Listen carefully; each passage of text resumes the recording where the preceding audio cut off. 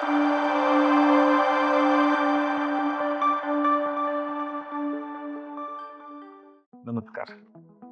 मी अमित भंडारकर आणि आज आपण एम-आर-आय बद्दल बोलणार आहे.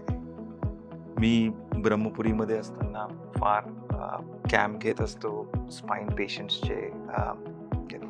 सगळ्यात कॉमन कंडिशन आहे डिस्क हर्निएशन, ज्याला म्हणतो की माझी गादी सरकली आहे. असे बरेचसे पेशंट येतात आणि आपल्याकडे भारतामध्ये एम-आर-आय एवढा ॲक्सेसिबल आहे आणि त्याच्यामुळे बऱ्याच लोकांचे एम-आर-आय झालेले असतात आणि त्या एम-आर-आयचे जे फाइंडिंग्स असतात त्यांनी त्याचा अभ्यास केलेला असतो आणि ते खूप चिंतित असतात.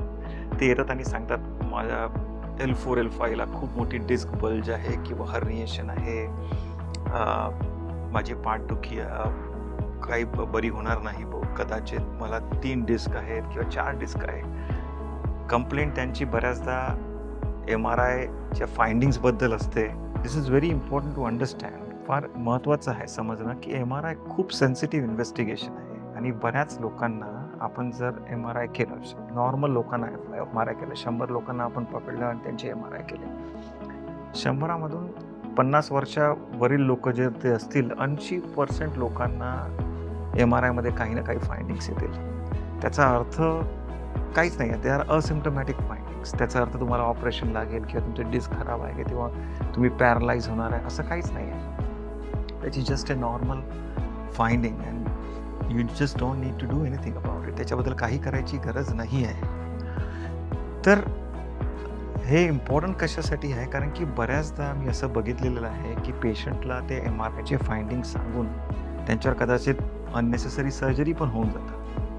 आणि हे मी अनफॉर्च्युनेटली आपल्या इंडियामध्ये असताना बऱ्याचदा बघितलं आहे की पेशंट येतो आणि सांगतो की त्यांनी सांगितलं, माझ्याकडे खूप मोठी डिस्क आहे आणि मला फक्त 10 दिवसाला दुखत होती आणि आज त्यांनी सांगितलं की तुरंत ऑपरेशन करावं लागेल आणि बरेच लोकांचं असं ऑपरेशन पण होऊन जातं. तर याच्या बाबतीत मला थोडंसं बोलायचं आहे. तर याच्यामध्ये 2 कन्सेप्ट लक्षात घेणे फार जरुरी आहे. एक आहे the concept of natural history. Natural history म्हणजे आपण जर एखाद्या यंग मुलाला 100 यंग मुलं बघितली आणि त्यांना डिस्क हर्निएशन झालं, सिम्प्टमॅटिक डिस्क हर्निएशन झालं, खूप जास्त दुखायला लागलं आणि त्यांना जर आपण काहीच नाही केलं तर काय होईल?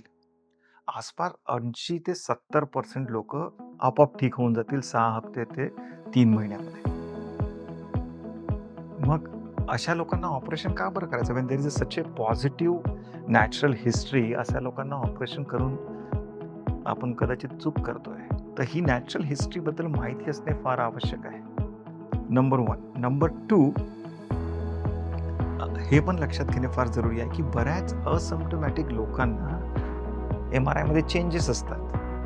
म्हणजे एखाद्या माणसाला जर पाय दुखत असेल आणि त्याच्या एम-आर-आयमध्ये 4 डिस्क दिसत असतील, याचा अर्थ त्या 4 डिस्कला ऑपरेट करणं जरुरी आहे का? नाही. त्याला कोरिलेट करून बघावं लागतं, त्याच साईडला, त्याच पर्टिक्युलर लेवलच्या अनुरूपाने ते दुखतंय की नाही दुखतंय. आणि त्याच्या दुखण्यामध्ये काहीतरी तफावत असेल तर कदाचित दुसरे इन्व्हेस्टिगेशन लागतात. जसं की तुमच्या पायाच्या नसांमध्ये प्रॉब्लेम असू शकतो, धमन्यांमध्ये प्रॉब्लेम असू शकतो, जॉईंट्समध्ये प्रॉब्लेम असू शकतो, त्याच्यामुळे दुखत असेल कदाचित तो पाय. तर MRI finding is not a diagnosis. ती काही स्वतः असून diagnosis is just a picture.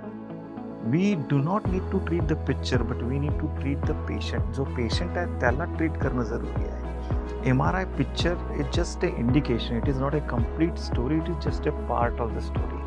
तर जर तुम्हाला एखादी सिग्निफिकंट एम-आर-आय फाइंडिंग्स असेल तर या 2 लेन्सेसने तुम्ही त्याच्याकडे बघा. किती दिवसापासून तुम्हाला दुखतंय? जर 6 हफ्त्याच्या जास्त झाले असेल, then it is worthwhile to go ahead and consider it as a significant pain.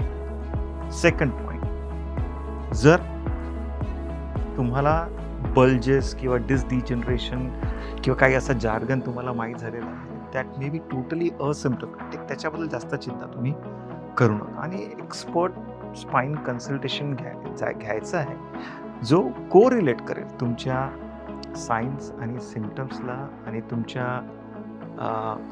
M-R-I पिक्चरला आणि तुमच्या एक्झामिनेशन फाइंडिंग्सला. He has to put it all together.